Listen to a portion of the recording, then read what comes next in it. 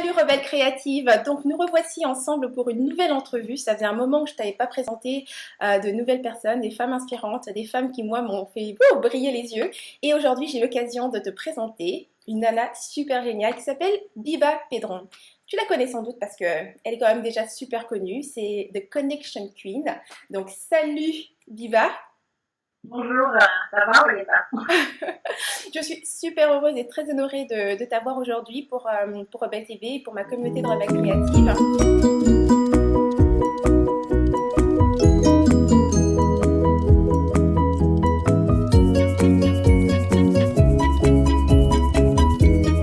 Ce que j'ai aimé en fait quand j'ai été sur ton site, c'était un peu cette approche directe sur le succès, tu vois. Et je pense que c'est ça on va un peu discuter de cela justement parce que c'est pas quelque chose auquel nous sommes vraiment habitués en tant que femmes et surtout femmes francophones.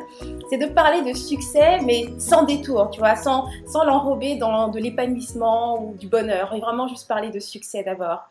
Okay. Mais avant ça, j'ai regardé un petit peu ton histoire et puis je vois que tu as un événement qui arrive bientôt. Et justement dans la présentation de cet événement qui aura lieu, je pense, le 24 et le 25 à Paris. Oui, c'est ça. C'est un masterclass. Tu expliquais un petit peu que toi, ta méthode pour lancer tout ce que tu as fait jusqu'ici, c'était je lance et ensuite je vois. Voilà, tout à fait. C'est une méthode qui surprend toujours parce que les gens, en fait, souvent, ils attendent que ce soit le bon moment, que ce soit parfait, que ce soit. Et moi, alors, je dirais pas que c'est sur des coups de tête que je fais les choses parce que c'est réfléchi à l'avance quand même. Mais par exemple, quand je dis que j'ai quitté en 98, j'ai quitté mon job un vendredi soir pour monter ma société le lundi matin, en n'ayant ni argent, ni client, ni quoi que ce soit, et ni connaissances techniques, ça surprend toujours en disant mais comment on fait pour du jour au lendemain on n'a plus de salaire. Exactement. Oui, mais en fait parce que ça va avec ma personnalité en fait. Moi je ne sais pas faire à moitié. Donc il y a des gens effectivement je vais leur conseiller voilà travailler peut-être à mi-temps ou vous démarrez votre business pendant que vous avez votre job après vous faites mi-temps. Moi je ne sais pas faire. C'est où je fais tout ou je fais rien. Donc et en fait le fait de sauter, c'est pour ça que mon nouveau livre s'appelle aussi Sauter le pas, parce que le fait de sauter le pas, ça m'oblige à mettre les choses en place derrière et à me dire, bah, de toute façon, maintenant, j'ai plus le choix. Donc, en 98, j'ai quitté mon job. Voilà, la fin c'était en avril, donc à la fin du mois d'avril, j'avais pas de salaire. Exactement. Si je voulais m'en sortir, il fallait bien qu'il se passe quelque chose. Donc après, on est obligé de réussir. Mais comment tu fais? Je veux dire, quand tu dis que tu as laissé tomber ton boulot le vendredi, lundi, tu lançais ta société. Comme tu dis, c'est pas non plus des choses. Non, c'est pas sur un coup de tête, c'est jamais. Donc, il y a quand même quelque chose de planifié un petit peu avant, genre mis de l'argent de côté. Qu'est-ce que tu prends comme arrangement pour le faire comme ça? Alors, j'avais pas d'argent de côté à ce moment-là, parce que c'est vrai qu'à l'époque, je gagnais très bien ma vie, mais je le dépensais aussi vite. Donc, j'avais pas d'économie.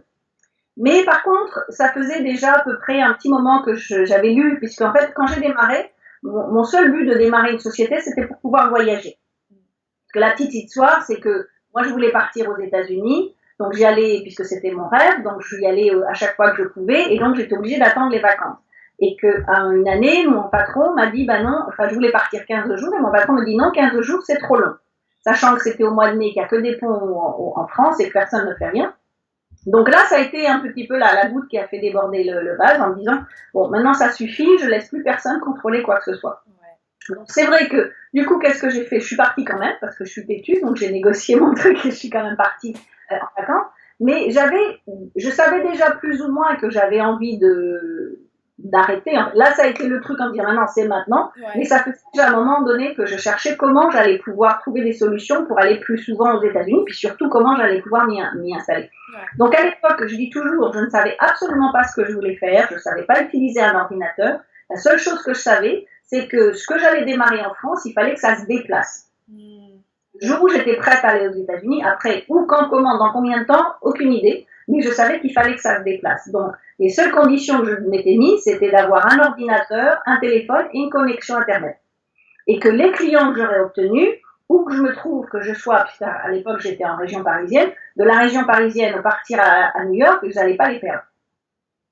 Donc, en fait, je m'étais renseignée sur qu'est-ce que je pouvais faire d'activité qui était mobile. Alors, aujourd'hui, c'est facile, tout le monde en parle, tout le monde dit, voilà, vous prenez votre business, il se trouve là où est votre ordinateur, mais à l'époque, en 98, on n'en parlait pas. Non. On n'avait pas les réseaux sociaux, en plus. Exact. Donc, je m'étais renseignée sur qu'est-ce que je peux faire qui ne demande pas d'investissement, que je peux utiliser avec un ordinateur, un téléphone, une connexion Internet, parce que c'était le tout début, et que je puisse déplacer à un moment ou à un autre.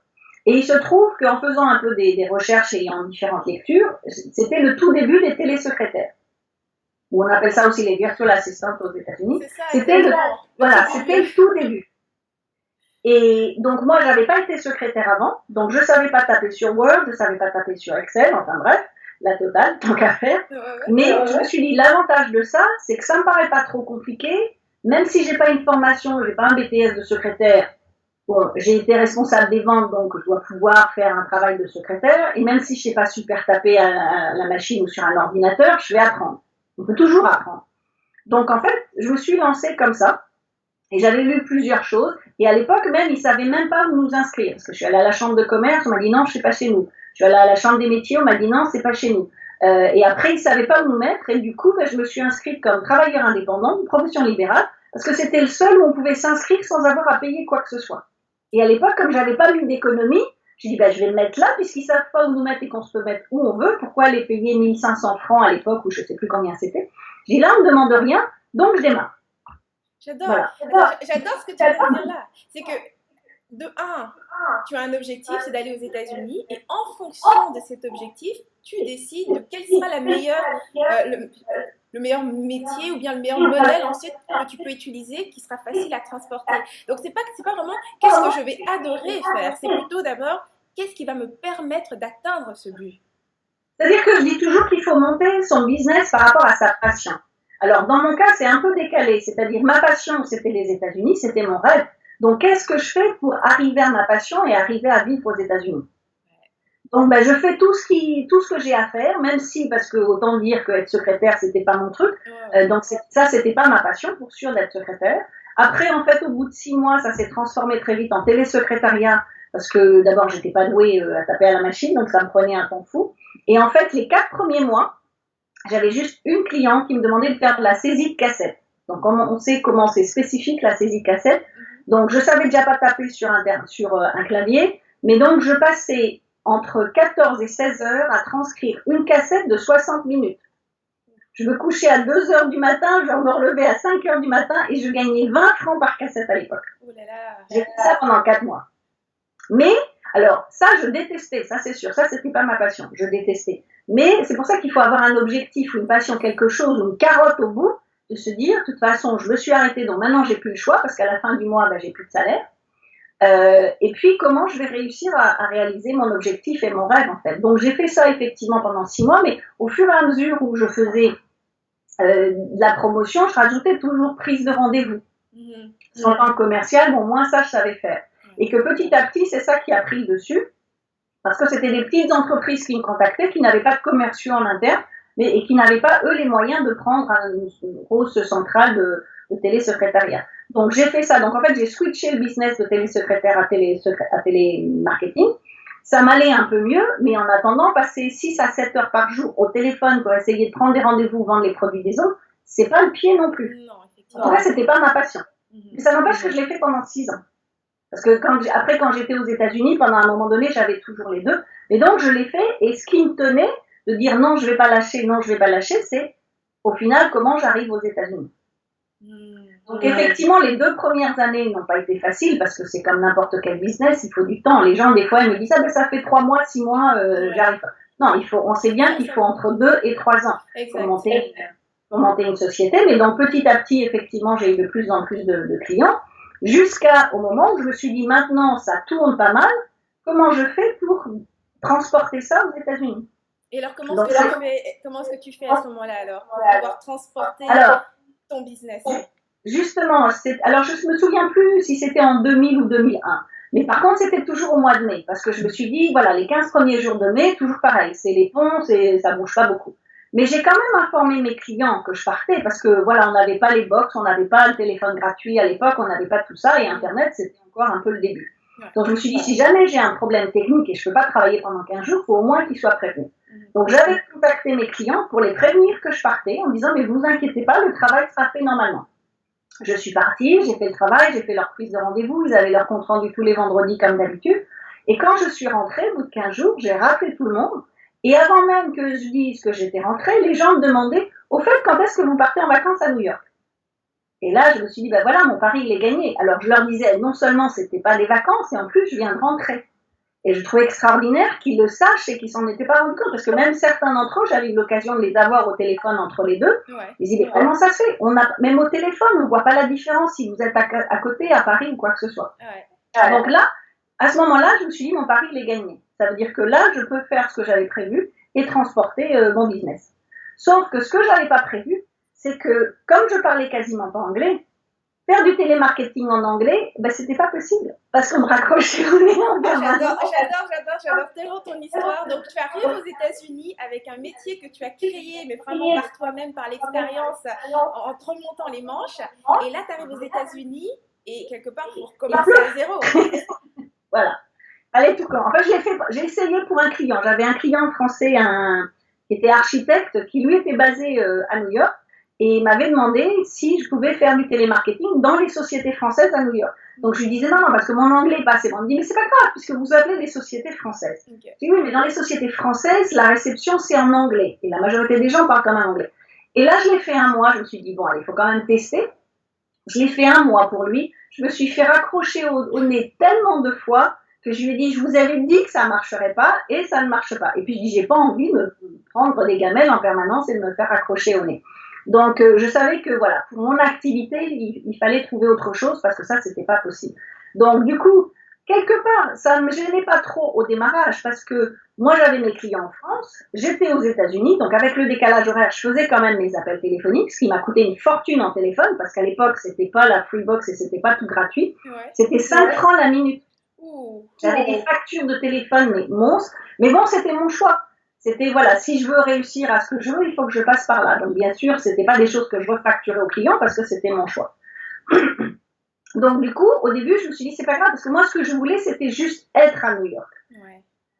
Éventuellement, si je pouvais y vivre en permanence, c'était encore mieux, mais c'était juste d'y être. Donc, je faisais la navette, 3 mois Paris, 3 mois New York.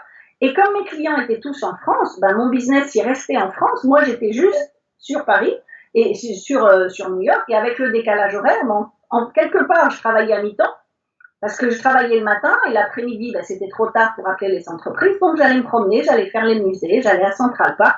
Donc, la vie était belle. Sauf que, et moi, je me suis dit, si je peux faire ça tout le temps, 3 mois, ça me va bien. J'ai pas besoin de plus que ça. Mais à un moment donné, j'ai fait la navette pendant 2 ans.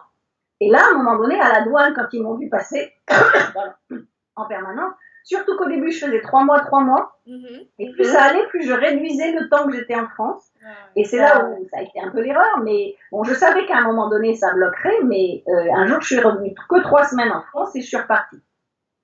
Et là, je savais que j'allais me faire bloquer. Je le savais d'avance parce que j'arrivais à New York un soir à 23h. Je me suis dit, il va y avoir personne, il va avoir le temps. Et là, effectivement, il a commencé à taper des choses. Il m'a dit, quand est-ce que vous êtes revenu pour la dernière fois? J'ai dit, il y a 3 mois. Je dis, oh ben non, je sais plus trop. Mais tout est marqué. Donc, à un moment donné, il m'a dit, non, là, c'est trop. Donc, il a marqué plein de choses sur son ordinateur. Il a mis mon passeport dans une petite pochette rouge. Il m'a dit, maintenant, vous passez dans la salle d'à côté. Et je me suis dit, là, ça y est, j'ai poussé le bouchon trop loin. Ils vont me remettre dans l'avion. Et non. Ils m'ont fait les gros yeux en disant qu'il fallait pas venir aussi souvent, alors que j'étais pas illégale puisque je ne travaillais pas aux États-Unis, j'avais pas de clients aux États-Unis, je facturais personne aux États-Unis et je restais pas plus des 90 jours. Mais bon, ils aiment pas à un moment donné. Donc je me suis dit bon, maintenant il faut que je trouve une option. Alors c'est vrai que je m'étais quand même aussi renseignée auprès de différents avocats, mais j'avais toujours pas la solution entre les deux. Parce que le premier avocat m'a dit qu'il me fallait $1 million d'investissement pour obtenir un visa. Autant dire que je les avais pas. Le suivant m'a dit 500 000, le suivant 100 000, le suivant m'a dit qu'il fallait faire un mariage blanc et le suivant m'a dit que de toute façon, vu le projet que j'avais, jamais je n'obtiendrais mon visa. Donc, ce qui fait que c'est pour ça que je continuais à faire la navette entre les deux parce que j'avais pas de solution. Et heureusement pour moi, juste au moment où je me suis fait bloquer, j'ai trouvé un avocat qui m'a dit non, c'est pas ça du tout. On est passé, on recommence. Il n'y a pas besoin d'autant d'investissement. Et voilà, il suffit de faire un business plan, de prouver que l'activité que vous voulez faire là. Entre-temps, bien sûr, j'avais passé beaucoup de temps à la bibliothèque pour savoir comment on fait du business à l'américaine. Et donc, j'avais découvert ce mot de networking que je ne connaissais pas, parce que ça n'existait pas en France à l'époque. Je me suis dit, c'est quoi ces networking? Ils en parlent partout. Donc, je suis allée à différents networking et je me suis dit, tiens, là, c'est une idée. Alors, je ne sais pas ce que c'est. Je ne savais pas ce que c'était que le secrétariat. Je monte une activité de secrétariat. Je ne sais pas ce que c'est que le networking. Et je monte une activité de networking. Ça m'arrête pas. Ouais. Et je me suis dit, puisqu'il me faut une société, je vais monter une société pour organiser des soirées networking. Et c'est de cette façon-là que, effectivement, j'ai enfin pu obtenir mon visa quelques mois plus tard, parce que j'ai suivi ce que m'avait dit l'avocat, et 6 mois plus tard, j'avais mon visa. Et que du coup, là, j'avais ma société, j'avais le droit de facturer, donc là, j'avais plus besoin de faire les navettes en permanence. Et le networking, ma première expérience de networking, je suis allée dans un événement, il y avait 100-150 personnes dans un bar, il y avait un brouhaha pas possible, et à l'époque, je parlais toujours pas super anglais. J'ai pris mon badge à l'entrée, j'ai fait le tour du bar, en 1 minute, j'étais déjà sortie. Et je me suis dit, je sais pas ce que c'est que leur truc de networking qui nous parle dans tous les livres, mais c'est tellement bruyant, comment on peut s'en sortir et faire du business. Et vu mon niveau d'anglais, il y avait tellement de bruit que si on parlait, j'allais pas entendre ni comprendre, et que j'avais pas le rythme pour répondre aussi facilement. J'adore ce Donc voilà comment je me suis installée. Attends, tu lances une première entreprise, télésecrétariat, tu sais pas ce que c'est, mais tu le fais. Là, tu entends parler du networking, tu sais toujours pas ce que c'est, mais tu lances ta première entreprise aux États-Unis dans le networking. Ce que j'adore, en fait, c'est vraiment une quête, en fait. Hein. C'est, je veux vivre, enfin, voici ce que je veux, et je prendrai les moyens qui sont à ma disposition. Point à la ligne. Sur les étapes, je dis toujours, il faut faire tout ce qu'il faut pour réussir. À partir du moment où on a une passion ou un objectif super précis, qu'on sait exactement ce qu'on veut et qu'on ne lâchera jamais tant qu'on n'a pas ça, on est capable de faire n'importe quoi. Alors, dans la mesure du légal et du, bien sûr. Hein. Ouais. Je suis tout à fait d'accord. Voilà. Quand tu le veux vraiment, tout ce que tu cherches, c'est juste un moyen. Absolument. Le j'aime pas est presque plus vraiment. C'est un moyen que tu sois capable de faire, en fait, tout simplement. Et c'est pour ça que je dis toujours, si c'est dans vos tripes, vous y arriverez. Si les gens n'ont pas ça au fond d'eux, ça ne marchera pas. Et alors, comment ça se développe ce networking? Tu sais pas ce que c'est, tu parles pas vraiment anglais. Comment tu le développes pour devenir The Connection Queen? Parce que c'est vraiment tout un truc, ça, quand même. Tu deviens The Connection Queen. Donc, en fait, ça m'a permis de régler 2 problèmes que j'avais. C'était que j'étais très timide. Je le suis un peu moins, mais toujours quand même. Et 2, de ne pas parler correctement l'anglais. Donc là, je me suis dit, au lieu d'avoir un événement où j'ai 100-150 personnes, je veux juste un événement où j'en ai 25. Donc, en étant moi l'hôtesse de l'événement, les gens viennent à moi pour me dire bonjour, ou je les accueille à la porte. Donc déjà, je connais toutes les personnes qui rentrent dans la salle. Ça me permet de leur parler plus facilement, d'être moins timide, et puis surtout de ne pas avoir ce brouhaha avec 150 personnes dans la salle, et que si pour X ou Y raison, je ne comprends pas ce qu'ils me disent, je peux toujours leur demander de me répéter ou de parler plus doucement. Donc, je réglais mes 2 problèmes. Et puis justement, alors, c'est vrai que le networking, je savais pas ce que c'était avant, mais moi, j'ai toujours connecté les gens. C'est en moi, donc c'était déjà là avant. Et donc, du coup, comme j'ai organisé mes événements un petit peu différemment d'autres personnes qui disaient, voilà, on organise un networking, comme quand je suis allée dans le bar, j'ai pris mon badge, on me demande de payer à l'entrée mes $15, vous allez derrière et vous vous débrouillez. Mais networking, c'était pas ça. Comme je rencontrais toutes les personnes qui arrivaient, je savais qui faisait quoi, j'avais le temps de discuter avec eux, de savoir ce qu'ils recherchaient exactement. Donc, ça me permettait de dire, tiens, vous devriez aller parler à telle personne, ou tiens, ceci, ou tiens, cela. Donc, de matcher les gens, en fait. Et d'ailleurs, à un moment donné, mon nom avant, je sais plus si c'était avant ou après The Connection Queen, mais c'était The Business Matchmaker. Parce que, justement, je mettais les gens en relation. Et puis, comme j'avais ce côté instinctif de mettre les gens en relation, les gens savaient que c'était pas simplement pendant l'événement que je faisais ça, mais qu'on pouvait me téléphoner pour dire, tiens, je cherche telle chose, je cherche un imprimeur, je cherche ceci, je cherche cela, et que j'allais les mettre. Donc, à un moment donné, effectivement, en moins de 2 ans, les gens m'ont appelé The Connection Queen. D'abord parce que je connectais toujours les gens, et puis surtout parce que le nom de mon business, on le voyait partout. Donc, ma société, c'est Biba for Network. Et même si les gens ne me connaissaient pas moi, ne connaissaient pas mon nom, vous voyez mon nom, vous voyez mon logo partout. Parce qu'à un moment donné, j'organisais quand même jusqu'à 5 événements par mois. J'ai fait Manhattan, j'ai fait Brooklyn, j'ai fait le Queens, j'ai fait le Connecticut également, j'ai fait le New Jersey. Donc, j'avais pas mal d'événements. Donc, mon logo, en plus, le logo était assez spécial. C'est qu'on avait pris 3 images de Central Park pour faire un montage. Donc, ce qui fait que dès que les gens voyaient, et c'était marqué Biba for Network en gros, sur le long du skyline. Et donc, ce qui fait que, voilà, c'était le truc qu'on repérait facilement. Et souvent, je rencontrais des gens dans des événements ou dans des salons, quand ils voyaient rien que le logo, ou quand ils voyaient ma carte avec le logo, ils disaient, ah, mais c'est vous, Biba, mais je suis déjà sur votre liste, mais je suis ceci, mais je suis cela, j'ai entendu parler de vos événements, donc j'ai envie de venir à vos événements. Puis en plus, l'avantage de s'appeler Biba, c'est qu'à New York, il n'y en a qu'une. Donc, comme ça. Ouais. Quand quelqu'un parle de Biba, on sait de qui on parle. Donc, en fait, c'est un petit peu aussi comme ça. Parce que j'ai jamais décidé de devenir coach ou j'avais certainement pas pensé être coach parce que, pareil, quand je suis arrivée aux États-Unis, en France, les coachs, on n'en parlait pas. C'est comme aujourd'hui où tout le monde est devenu coach. Donc, quand moi je suis arrivée, tout le monde voulait me coacher. Et je comprenais pas pourquoi tout le monde voulait absolument me coacher. Je dis, écoutez, moi j'ai monté une société en France. J'ai pas fait super, mais je me suis bien débrouillée toute seule. Donc, celle-là, je devrais pouvoir le faire. Et donc, j'avais pas compris le concept du coaching à cette époque-là. Mais du coup, les gens venaient vers moi en me demandant comment j'avais fait, sachant qu'ils savaient que je parlais très peu anglais et que je ne connaissais personne 2 ans plus tôt, comment j'avais développé une telle visibilité. Ouais. Et c'était déjà ce mot-là qui revenait à ce moment-là. Et je disais, je sais pas, écoutez, moi je fais du marketing. Donc, on n'avait pas les réseaux sociaux encore à l'époque, mais le fait de faire beaucoup d'événements, donc je faisais beaucoup la promotion, il y avait des sites spécifiques sur New York pour faire la promotion d'événements. Et donc, j'étais partout, j'étais à mes événements, mais j'étais aussi aux événements des autres. Juste pour revenir un petit peu sur tes événements, justement, quand tu parles justement du fait que, au départ, quand tu découvres le networking, en fait, c'est des salles à 150 personnes, il y a beaucoup de bruit, on n'entend pas, toi, tu ne comprends pas l'anglais. Donc, en fait, finalement, pour arriver à avoir ta propre formule, finalement, c'est vraiment la question, c'était comment est-ce que je peux utiliser ce truc-là, mais le faire fonctionner en fonction de ce que je suis, en fait. Et comment je fais marcher pour moi, ce truc-là. Moi, je l'ai fait à mon instinct. C'est-à-dire, j'ai pas envie d'un gros truc. Alors, effectivement, au démarrage, je l'ai fait dans des bars également, parce que j'avais pas d'argent, donc j'avais pas le choix. Et je faisais dans des bars où on avait une salle séparée. Donc, on n'était pas mélangé au reste des clients. Et donc, pendant 3 mois à peu près, ça s'est fait comme ça. Donc, les gens commençaient à venir, il commençait à y avoir un petit peu plus de monde. Et puis, au bout de 3 mois, il y a un banquier qui vient me voir et qui me dit, j'aime bien ton événement et la façon dont tu l'organises, mais est-ce que tu veux vraiment le faire impérativement dans des bars? Je lui dis non, mais pour le moment, je peux pas, j'ai pas l'argent pour louer des salles, donc ça me coûterait trop cher. Ouais. Et puis, comme j'aime ce que tu fais, est-ce que tu veux le venir faire, le faire à ma banque? Et faire un networking dans une banque, et s'il me prête sa banque, pourquoi pas? Donc, en fait, effectivement, donc du coup, à partir de là, on commençait à faire les événements, donc bien sûr, quand la banque était fermée, après 18 heures, et on faisait les événements. Et puis donc, ça devenait encore plus intime quelque part, parce qu'il n'y avait pas l'ambiance du bar, donc c'était encore mieux. Et petit à petit, d'autres personnes, d'autres sponsors, en fait, puisqu'ils sont devenus sponsors, sont venus. Donc, j'ai eu AXA également, quelqu'un de chez AXA qui me dit « Ah oui, mais moi j'aime bien, mais là, tu es sur côté ouest, tu ne veux pas venir faire la même chose côté est ». Donc, du coup, je me suis retrouvée à avoir 2 événements. Et puis après, il y en a un autre, il y a Mary Lynch qui m'a contacté et qui dit « Tu veux pas venir faire tes événements chez nous ?» Donc, voilà, donc c'est comme ça que j'ai pu avoir des événements dans différents endroits. J'ai eu Bank of America, donc à Brooklyn, qui m'a demandé de le faire chez eux aussi.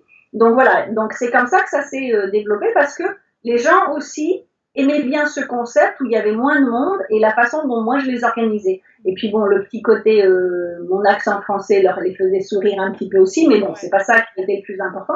Mais de voir qu'effectivement, quelque part, qu'une Française qui ne connaît pas le concept du networking organise des événements mais différemment et qu'ils avaient de meilleurs résultats que dans d'autres événements, c'est ça qui les intéressait.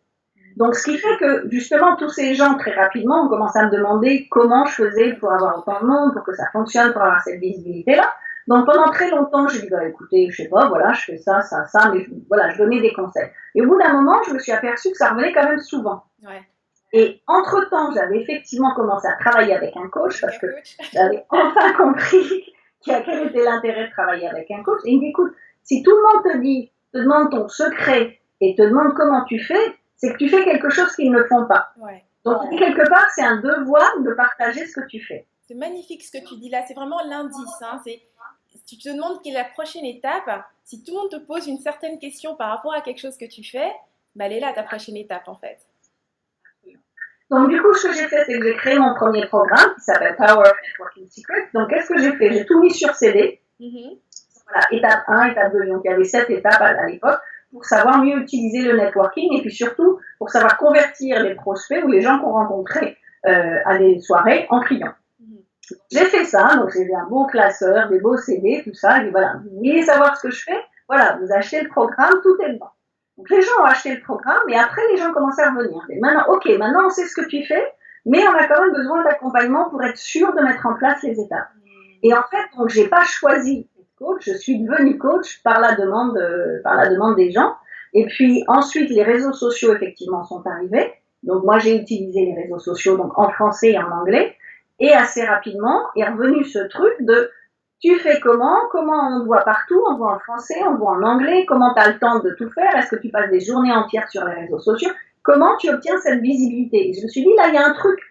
Donc c'est pas moi qui ai décidé de devenir spécialiste en visibilité, mais c'est les gens qui le voyaient en moi. Donc c'est pour ça que c'est important aussi d'écouter ce que disent les gens, parce que c'est souvent les autres qui voient en nous ce que l'on fait ou ce que l'on a de différent et ce qu'on peut leur enseigner. Bah ouais, parce que pour toi c'est juste naturel, tu vois pas du tout qu'est-ce qui est différent en fait. Donc du coup, à mon coaching, j'ai ajouté les réseaux sociaux. Et puis donc après, bien sûr, avec le temps, donc il y a eu aussi le personal branding, il y a eu le marketing en général, parce que pour moi, le networking, c'est un outil. Les réseaux sociaux, c'est un outil, le personal branding, mais tout ça, c'est parce que le marketing, c'est un puzzle. Donc après, comment on met ensemble toutes les pièces du puzzle? Parce qu'il y a beaucoup de gens qui font un programme, on vous apprend une chose dans le programme, mais on ne sait toujours pas comment les mettre ensemble, et les gens peuvent avoir acheté 5 formations et n'ont toujours pas de résultat parce qu'ils ne savent pas comment les combiner, en fait. Ouais. Finalement, le coaching, il est venu, la spécialisation de la visibilité, elle est arrivée parce que les gens me l'ont fait remarquer. Et puis à force, c'est effectivement de dire, voilà ce que je fais, voilà comment je le fais. C'est pour ça qu'aujourd'hui, ma nouvelle formule, c'est stratégie, visibilité, impact. Parce que finalement, je me suis aperçue que c'était comme ça que je fonctionnais. D'abord, j'avais mis en place des stratégies. Une fois que j'avais compris comment fallait travailler aussi avec des coachs et mettre de stratégie en place, que cette stratégie online et offline, elle m'a amené justement cette visibilité, et que plus on a de visibilité, plus on peut impacter les gens. Génial. Et alors si on parle un petit peu justement de la question d'impact, quand tu dans ton travail en fait, que ce soit depuis le début, parce que tu as ton rêve, ta passion en fait, ta quête personnelle qui était de je veux vivre à New York, mais à un moment donné, ça y est, tu vis là. Qu'est-ce qui fait que tu vas continuer? Justement, c'est parce que plus ça va, plus les gens demandent en fait. Parce qu'effectivement, je n'avais pas prévu non plus d'enseigner les réseaux sociaux, mais parce qu'il y a toujours une demande des gens, c'est comment tu fais ça, c'est quoi ton secret? Et au bout d'un moment, on dit, voilà, mon prochain programme, il est là-dessus, il est sur ce que l'on me demande en fait. Et puis à un moment donné, donc après, il y a la quête de arriver à ces fameux 100 000. Alors 100 000 $ ou 100 000 €, peu importe. Mais là, c'est comment j'y arrive. Donc ça, surtout aux États-Unis, parce qu'on y arrive en France en ce moment, mais aux États-Unis, c'était les gens arrivaient plus facilement à 100 000, donc c'est comment moi je suis là, eux ils sont là, donc comment je fais pour aller les retrouver? Donc c'est là aussi qu'on commence à comprendre qu'il y a l'intérêt de travailler avec des coachs, parce que on ne connaît pas ce qu'on ne connaît pas, donc les stratégies, il faut bien les apprendre. C'est là aussi que j'ai appris, j'ai découvert les groupes mastermind, et que j'ai commencé à rejoindre des groupes mastermind en disant tiens, c'est super, parce que il y a d'autres entrepreneurs qui m'aident, qui me soutiennent, qui me donnent des conseils et des choses comme ça. Donc, on avance plus vite. Donc, il y a cette quête pour aller aux premiers 100 000. Sauf que j'avais toujours entendu dire que c'est pas les premiers 100 000 qui sont plus compliqués, c'est passer les 100 000. Ouais. Et effectivement, donc les premiers 100 000, j'ai mis un certain temps à y arriver, mais une fois que j'y étais, après, il y a eu un plateau. Et pendant 2-3 ans, il n'y avait rien à faire. Quoi que je fasse, j'arrivais pas à passer au-dessus. Et du coup, après, donc c'est bon. Maintenant, j'ai réussi quelque chose. Donc, j'avais pas prévu de monter un business aux États-Unis. Mais à partir du moment où il commençait à monter et à bien fonctionner, le but, c'est comment on réussit après. Parce que c'est pas le tout d'amener le business, mais si c'est pour vivoter, ça sert à rien. Ouais. Donc, à un moment donné, c'est l'intérêt de comment je monte et comment je gagne de l'argent. Ouais. Par contre, à un moment donné, et ça, j'entendais plein de coachs qui gagnaient bien leur vie à l'époque parler, oui, je le fais pas pour l'argent, je le fais pour la passion, et je le fais pour aider les gens. Et là, combien de fois j'ai dit leur histoire, c'est juste bullshit, parce qu'ils nous disent ça, parce que c'est facile et ça fait vendre. Et en fait, au fur et à mesure où j'ai avancé, donc passé les 100 000 et ainsi de suite, à un moment donné, on s'aperçoit que notre passion, justement, c'est pour ça que c'est important qu'on ait cette passion. Parce que moi, c'est devenu non seulement une passion d'aider les autres, mais une mission également. Donc c'est vraiment en soi, et à ce moment-là, l'argent, je dirais pas qu'il a plus d'importance, parce qu'il faut pas pousser non plus, on est des entrepreneurs, mais c'est pas le moteur. C'est pas ça qui te lève le matin, quoi. Voilà. Le moteur, c'est l'impact. C'est comment je peux aider des gens, comment avec ce que je fais, petite personne que je suis, je vais pouvoir aider des gens. Et c'est pour ça que la visibilité aussi est importante, parce que plus on a de visibilité, plus on peut impacter les gens. Et quand je dis que c'est devenu une mission, c'est que d'abord je l'ai développé aux États-Unis, mais c'est vrai qu'il y a 4 ans, j'ai commencé à coacher sur le marché francophone, en regardant un peu ce qui se passait, parce qu'avant je regardais de loin, mais ça bougeait pas. Donc après j'ai commencé à regarder. Et une chose qui m'a choquée, c'est que aux États-Unis, des femmes coach ou des femmes dans le business, on les voyait. Vous savez qui c'était.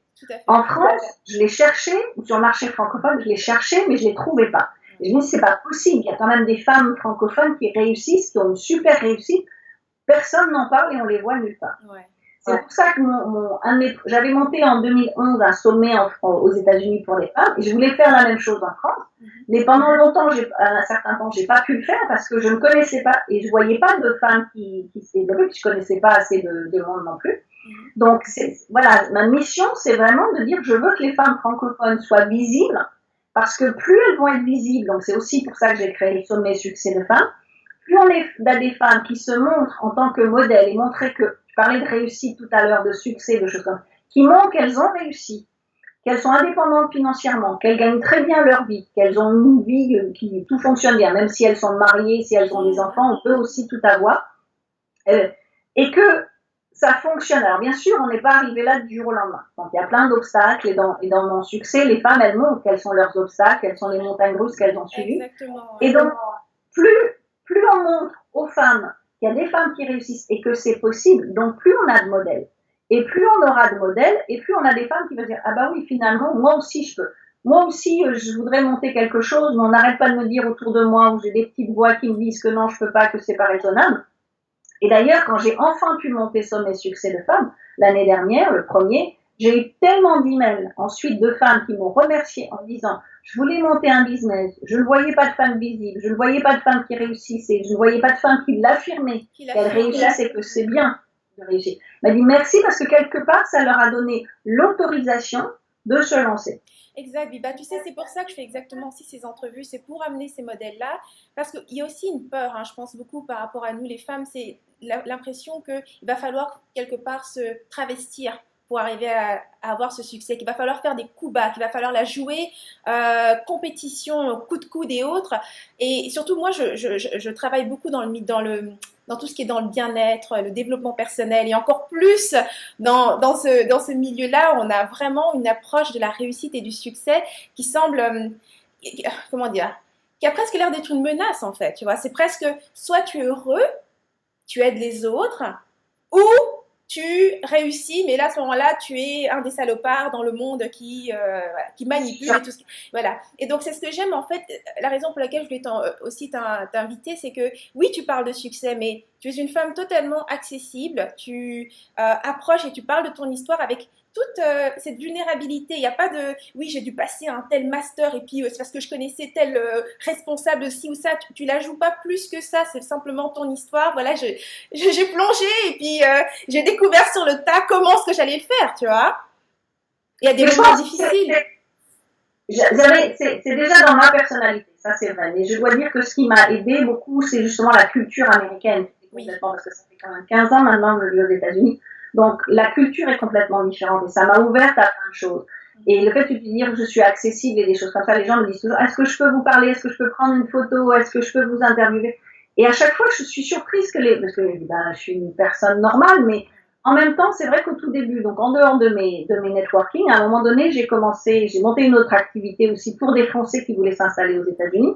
Et j'ai monté des séminaires. Donc, comment on fait un entretien d'embauche, comment on monte un business, j'avais des intervenants et moi j'étais absolument pas connue, je parlais toujours pas très bien anglais à l'époque et j'ai eu des intervenants, j'ai eu un universitaire qui avait écrit 16 livres, j'ai eu des gens, j'ai le directeur de la BNP, j'ai eu beaucoup de gens qui étaient à haut niveau alors que moi ils ne me connaissaient pas et que je leur disais bien, première chose que je leur disais, j'ai pas d'argent pour vous payer. Donc si vous intervenez, c'est du bénévolat parce que j'ai rien. Et en plus, je leur disais, je vais enregistrer le séminaire et je vais vendre le séminaire sur cassette à l'époque. Donc, ils étaient OK avec ça. Et j'ai jamais eu un non. Jamais personne, peu importe le niveau où ils étaient, personne n'a jamais dit non. Et j'ai eu des gens qui étaient connus. Jamais j'ai eu un non. Donc aujourd'hui, voilà, pour moi, eux, ils partageaient déjà parce que leur truc, c'était de partager. Et je me souviens à l'universitaire, quand on a fini le premier séminaire, ils m'ont dit, hey, c'était génial ton truc. Je dis, ouais, mais je suis désolée, il n'y avait pas beaucoup de monde, je pensais qu'on aurait un peu plus de monde. Il dit, non, mais c'est très bien, comme ça je discute avec tout le monde. Quand est-ce qu'on recommence? Donc voilà, ce côté américain, ils sont tellement open de vouloir partager ce qu'ils font que l'argent, voilà, c'est pas, à un moment donné, l'argent, c'est pas le moteur. Et qu'aujourd'hui, j'aurais aucune raison voilà, de dire aux gens, ben, alors des fois c'est le planning qui fait que, mais j'aurais aucune raison de dire non aux gens. Et là, il y a 2 ans, j'ai eu la même chose, c'est quand j'ai sorti mon livre en 2014 aux États-Unis, donc Start Your Business Today, je voulais offrir un bonus. Et ce bonus, c'était une série d'interviews. Donc je me suis dit, je vais contacter plusieurs personnes. C'est pour ça que j'ai toujours contacté les gens, même s'ils sont super connus. S'ils ne vous répondent pas, bah, peut-être que dans 1 an, 2 ans, ils vous répondront, vous ne savez pas. Alors évidemment, sur ma liste, il y avait Oprah. Bon, elle ne m'a pas répondu. Et là, je suis très surprise, mais j'ai essayé. Mais t'as essayé, c'est bon. Voilà, j'ai essayé. J'ai envoyé l'email et j'ai envoyé 10 emails à plusieurs personnes. Et notamment, j'ai contacté Ivan Misner, qui est donc le fondateur de BNI, qui est le plus gros networking dans le monde. Okay. Et ensuite, j'ai contacté Bob Proctor, qui est aux États-Unis également très connu sur le networking, parce que, pas Bob Proctor, Bob Berg, qui est lui spécialisé dans le networking, qui a écrit plusieurs livres et tout ça. Donc, j'ai juste envoyé un email en disant, voilà, je me présente, je suis française, je fais ceci, je fais cela, je suis en train de sortir un livre, et comme ça parle aussi beaucoup de networking, j'ai lu vos livres, j'ai lu vos livres il y a déjà plusieurs années, je voudrais faire une interview, est-ce que vous auriez éventuellement 30 minutes pour faire une interview? Je les connaissais pas. Ouais. Donc, eux me connaissaient pas, pardon. Moi, je les connaissais, mais eux, ils savent. Viva Pedro, ils savent absolument pas qui c'est. Ouais. Et voilà, dans Bob Bug, dans la demi-heure, j'avais une réponse. Après, il me dit, bon, vous voyez, vous organisez avec ma secrétaire pour organiser la date, mais Ivan Misner, pareil. Et en plus, Ivan Misner, quand on a fait l'interview, l'image de Skype ne marchait pas. Et il était désolé, à me dire, je suis désolé, la vidéo marche pas, je suis désolé. Je dis, c'est pas grave, parce que de toute façon, j'avais prévu de le faire en audio. Mais voilà, comment ces personnes sont à ce niveau-là et acceptent.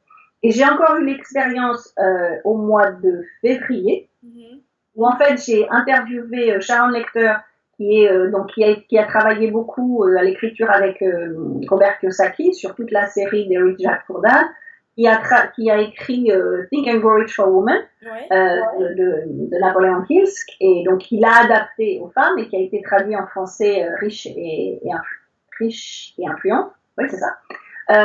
C'est pareil, je l'ai contacté parce que je voulais interviewer 3 femmes américaines pour mon sommet Succès de femmes. Donc, il y en avait 2 que je connaissais, une que je connais bien parce que c'est mon mentor depuis 10 ans, une autre que j'avais vue une fois dans un événement, et donc je leur expliquais que voilà, comme elles sont associées toutes les 3 dans un projet, pour mon sommet, j'aurais aimé effectivement les avoir en interview. Sauf que Sharon Lecter, je ne la connaissais pas par avoir entendu parler de son nom par rapport au livre. J'avais lu son livre, mais je ne la connaissais pas. Et elle, surtout, ne me connaissait pas. J'ai envoyé un email, pareil, en disant, voilà, je fais un sommet pour des femmes francophones, j'aimerais montrer un certain nombre de choses, j'interviewe déjà Ingrid et Ali, est-ce que vous seriez d'accord? Dans la demi-heure, j'avais une réponse directement de Sharon Lecter. Non seulement elle m'a répondu, alors après c'est pareil, c'est vous organisez ça avec mon assistant, mais le jour où on a fait l'interview, je suis allée à un de ses séminaires, elle faisait 2 jours de séminaire, et quand je suis arrivée au séminaire, je ne savais toujours pas à quel moment je pourrais faire une interview. On m'a dit on va faire ça pendant la pause, après on me dit non, la pause est trop courte. Donc au final, elle me dit bon, je veux pas que vous repartiez sans votre interview, donc on l'a fait pendant le déjeuner. Elle n'a pas déjeuné avec le reste des personnes qui étaient VIP et qu'elle était prévue d'aller déjeuner, juste pour faire son interview, 30 minutes d'interview avec moi. Et donc, je dis, des gens comme ça, qui sont à ce niveau-là et qui sont disponibles, on n'a aucun droit, peu importe le niveau où on se trouve, on n'a aucun droit de ne pas être disponible. Et donc, pareil, c'est comme ça qu'on apprend de ces gens-là que leur passion, c'est partagé avec eux. C'est partagé, mais vraiment de manière très authentique, réellement. On voit que ça sonne pas faux, des gens comme ça. Du coup, quand on a fini l'interview, j'interviewais quelqu'un d'autre derrière. Quelqu'un est venu lui apporter son assiette. Elle était dans une salle où normalement il y avait 300 personnes. Elle était toute seule à une table avec son assiette. Je me dis vraiment, juste pour me faire mon interview. Ce qui est assez extraordinaire, c'est qu'après, dans la soirée, on avait une conversation avec d'autres personnes. Et à un moment donné, je lui dis, mais pourquoi vous m'avez dit oui? Parce que vous ne me connaissez pas. Pourquoi vous m'avez dit oui? Elle m'a dit, juste parce que tu l'as demandé. Belle leçon. Belle leçon d'humilité. Puis je vais aussi en profiter, Biba, justement pour te demander, tu vois, j'ai regardé sur ta page Facebook, tu partages parfois des citations qui sont plutôt sur le bien-être, justement, tu vois, l'importance d'être dans le moment, dans le présent, de cultiver la paix, ce genre de choses. Comment dire, quelle est l'importance selon toi dans ton chemin entrepreneurial ou dans ta vie en fait, quelle est l'importance d'avoir justement, de cultiver ce rapport à soi-même par rapport au bien-être, la connaissance de soi? Comment est-ce que toi tu le vis? Alors moi, c'est quelque chose que j'ai connu au départ par Tony Robbins. C'est pareil, quand j'étais en France, j'avais jamais entendu parler de Tony Robbins et j'ai lu son premier livre en 2004, je crois. Donc déjà, ça me confirmait dans... Parce que j'ai jamais pu expliquer pourquoi j'avais voulu aller vivre aux États-Unis. Même 15 ans après, je peux toujours pas l'expliquer. Il y a quelque chose qui m'a attiré, quoi, je ne sais pas. Clairement, ouais. C'était justement, ce qui m'a probablement attiré, c'est leur état d'esprit complètement open et beaucoup plus positif que le nôtre. C'est sûr. Ils sont capables de redescendre à zéro et un directeur peut finir serveur et il repart directeur et il repart encore plus haut. Ça, en France, on n'avait pas, ça change, mais on n'en est pas encore là. Et quand j'ai lu le livre de Tony Robbins, je me suis dit, voilà, ça confirme ce que je pensais parce que lui, c'est tout ce qui est état positif. Donc, comment on fait justement pour être positif en permanence? Comment on fait pour arrêter de se plaindre en permanence? Aux États-Unis, il y a des grèves, mais on les connaît pas comme en France, là où ça fait 1 mois et demi qu'ils sont en grève. Il n'y a pas ce genre de choses. Donc, c'est tout pour être positif et à la quête de ce positif en permanence. Donc, en fait, je crois que j'ai eu cette chance aussi d'être baignée dans cette culture qui a fait que ça a changé ma personne. Parce que quand j'étais en France, j'étais pas comme ça. J'ai plein de valeurs aujourd'hui que j'avais pas quand j'étais en France. De donner à des œuvres de charité, c'est pareil. C'est devenu quelque chose de tout à fait normal, alors qu'en France, en plus, il y a 15 ans, voilà, on donnait pas trop, on donnait un petit peu, mais on a toujours peur. Voilà, si je donne, et qu'est-ce qui se passe? Donc voilà, je pense que c'est toute cette culture qui m'a changé, qui m'a remodelé. Alors, sachant qu'en plus, moi, je suis arrivée à New York, j'avais 40 ans. Donc, c'est pas, j'étais une petite jeune qui est arrivée aux États-Unis. Donc, mais quelque part, c'est une deuxième vie après 40 ans qui m'a modelée différemment et qui aujourd'hui, ben pour moi, c'est normal d'être positif. C'est pour ça qu'il y a plein de choses. Ça fait 3 mois que je suis rentrée en France. J'arrive même pas à comprendre ces gens tout ce qui se passe en ce moment et les gens qui sont négatifs et tout ce qu'on voit à la télé, c'est super négatif et des choses comme ça. J'arrive pas à comprendre parce que du coup, moi, je suis toujours pas sur mon petit perchoir en permanence, mais voilà, s'il y a quelque chose de négatif, eh ben, on va essayer de trouver comment on va trouver la solution positive au lieu d'aller dans du négatif. Donc, et c'est pareil, bon, j'explique aussi souvent dans des conférences que quand même, depuis que je suis aux États-Unis, j'ai eu 2 fois le cancer du sein en 10 ans. Donc ça, je pense que si j'avais été en France, j'aurais été effondrée parce que tous les gens autour de moi étaient effondrés. Et en plus, je venais de le lire, j'ai eu la nouvelle 3 mois après justement avoir lu le livre d'Anthony Robbins. Moi, je dis toujours aujourd'hui que j'ai vécu mes cancers comme si j'avais un rhume. Alors ça choque, et ça peut choquer certaines personnes, mais peu importe. Mais parce que, voilà, je me suis pas dit, tout est fini. Alors la deuxième fois, c'est un peu plus marquant en disant, bon, ça revient là, c'est pas bon signe. Mais voilà, c'est toujours, alors il y a des moments, comme je dis toujours, hein, il y a des moments de peur et des moments de pleurs, ça c'est sûr. Mais c'est, d'un seul coup, c'était, non, ça dure 10 jours, mais comment je repars? Comment je redémarre? Comment je fais? Il n'y a aucune fatalité là-dedans. C'était une situation qui se présentait, puis comment est-ce que j'en sors, tout simplement? Voilà, il faut passer à travers de ça et se dire, bon, qu'est-ce que je peux faire de positif, parce que c'est où je m'effondre ou je continue ma vie. Donc la première fois, c'était de me dire, bon, en plus, je venais juste d'avoir mon visa, je venais juste de commencer à m'installer aux États-Unis, j'ai dit, non, je vais pas repartir en France tout de suite maintenant, c'est trop tôt. Donc voilà, comment je fais pour continuer cet objectif? C'est extraordinaire ce que tu es en train de raconter là. Donc tu viens tout juste d'avoir ton visa et tu apprends cette nouvelle, mais ça change rien à tes plans. Là, tu te dis pas, oh, la vie est finie, je viens d'avoir une maladie. Non, là c'est, ok, ça change rien à mes plans. Moi, je vais toujours aux États-Unis. Comment je fais pour changer cette situation, tout simplement? C'est ça toujours que cette passion, ce qu'on a dans ses tripes et tout ça, plus c'est fort et plus ça vous fait traverser n'importe quoi. En fait. Ouais, exact. Et c'est magnifique ce que tu racontes parce que, tu vois, il y a tout ce chemin que tu nous as raconté, tu sais, c'est cette quête, je vais aller vivre aux États-Unis, je lance un premier business, je découvre le networking sur le tas, enfin bref. Mais au milieu de tout ça, tu as un tas de défis et ce cancer, je veux dire, c'est pas un petit défi, là, c'est pas un petit caillou, là, sur ton chemin. Ça peut être une sérieuse montagne pour certaines. Et comme tu dis, toi, tu les as vécues comme des rhumes. C'est-à-dire que tu leur as pas donné plus d'importance qu'en fait, ta quête, en fait, que ta passion restait la chose la plus importante. Absolument. Et tout à l'heure, tu me demandais ce qui me tirait encore toujours. Oui. Alors, c'est vrai que aider les entrepreneurs, ça restera toujours, et surtout aider les femmes, ça c'est important pour moi. Mais l'année dernière, après le 2e cancer, je me suis dit, bon, il y a plein de gens qui deviennent négatifs et qui n'ont pas l'entourage nécessaire. Parce que si l'entourage est déjà négatif, comment on fait pour s'en sortir?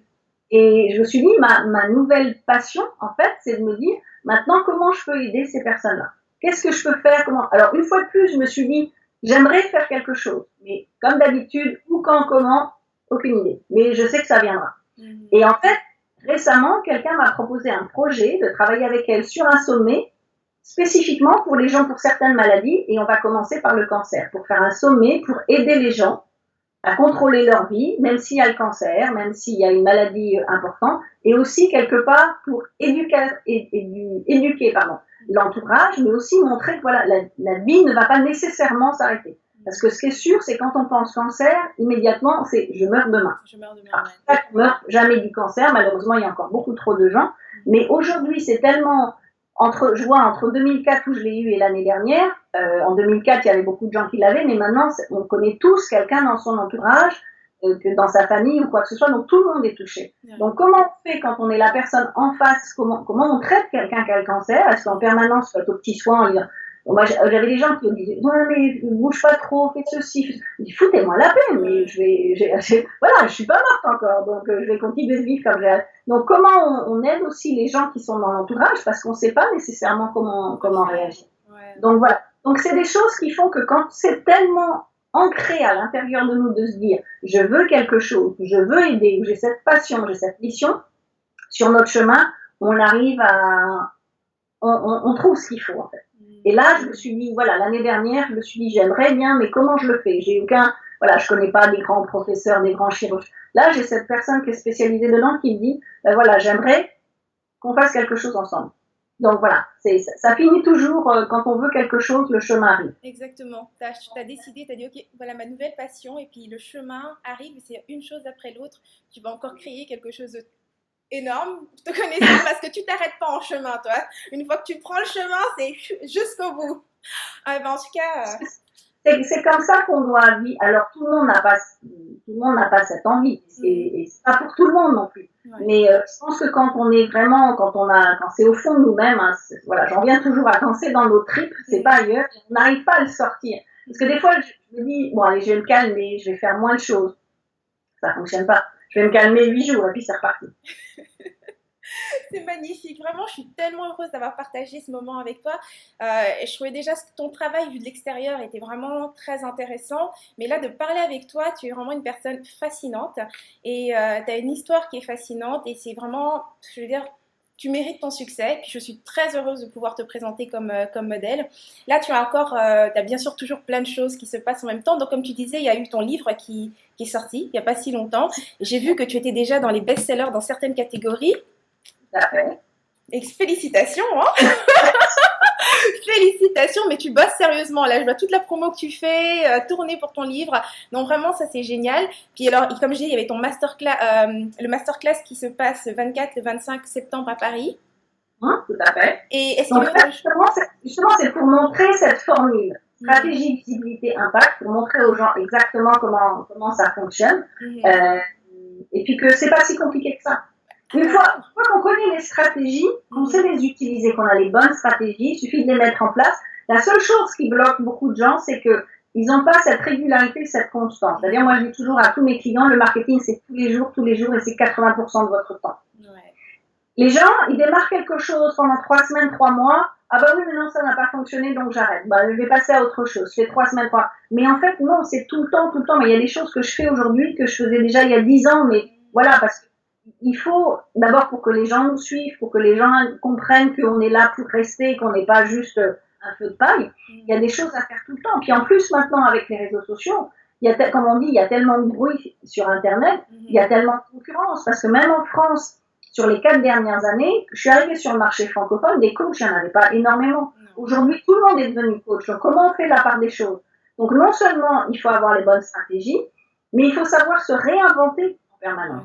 Parce que si on reste sur notre routine, eh ben voilà, les choses, les autres vont passer devant. Donc c'est pour ça que par exemple, quand j'ai monté mon mastermind en 2013, j'ai été, alors je ne dirais pas que j'étais la première en France, mais je crois que je suis dans les premières, parce que j'avais fait des recherches pendant 3 mois pour voir ce qui était dit au niveau mastermind, ce qui était fait, j'en ai pas trouvé. Donc je suis dans les premières à avoir monté les vrais groupes mastermind, parce que le problème, c'est qu'aujourd'hui, avec le web marketing, tout le monde utilise les termes anglais, mais mettent n'importe quoi en dessous. Donc, on a des gens qui font des networking à 25 € qui appellent ça un mastermind.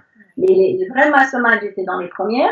J'ai été la première sur le marché francophone à faire un sommet pour les femmes par les femmes, avec succès de femmes.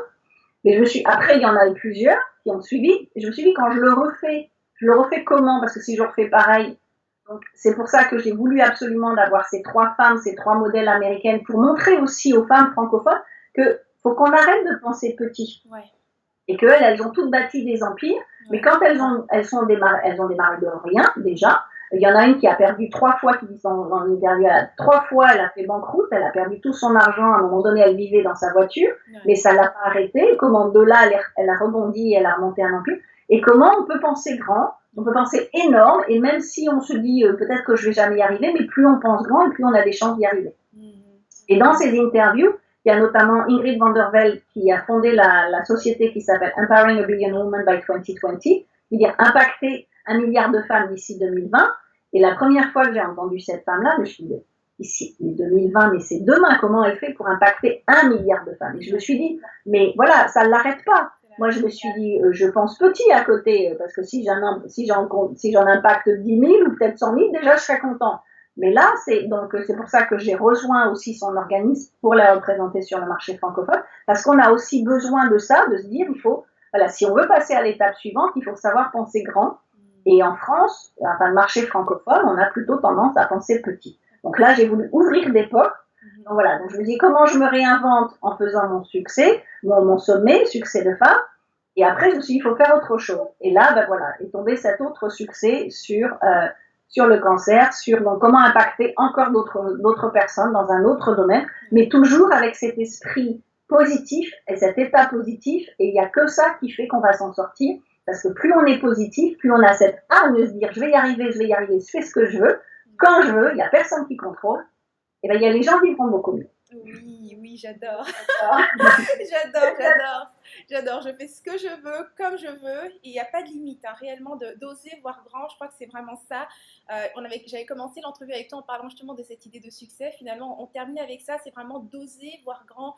Je pense que chacun peut définir réellement ce qu'est le succès, mais le plus important, c'est d'oser en parler, de oser le dire, de vouloir vraiment dire, moi j'ai envie de réussir, voilà mon rêve. Et c'est ça que je veux réaliser. C'est pas, je veux voir si je peux, ce qui est possible. C'est ça que je veux réaliser.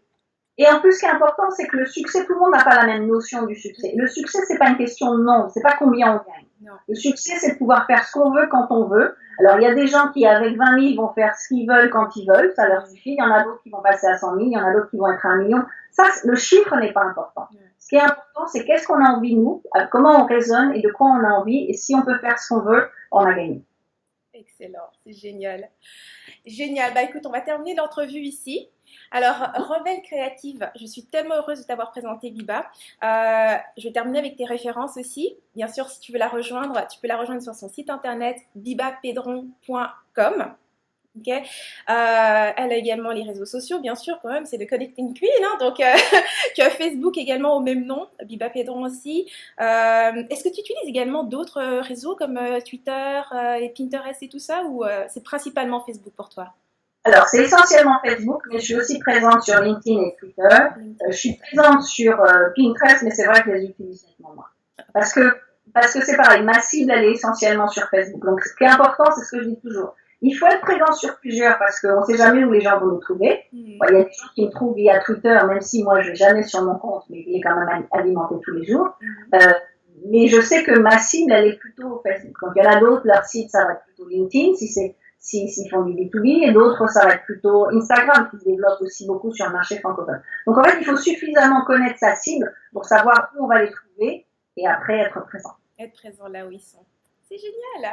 Alors, merci beaucoup d'avoir partagé ce moment avec moi, Biba, d'avoir partagé ton chemin, ton parcours avec nous toutes. Merci de m'avoir invitée, surtout.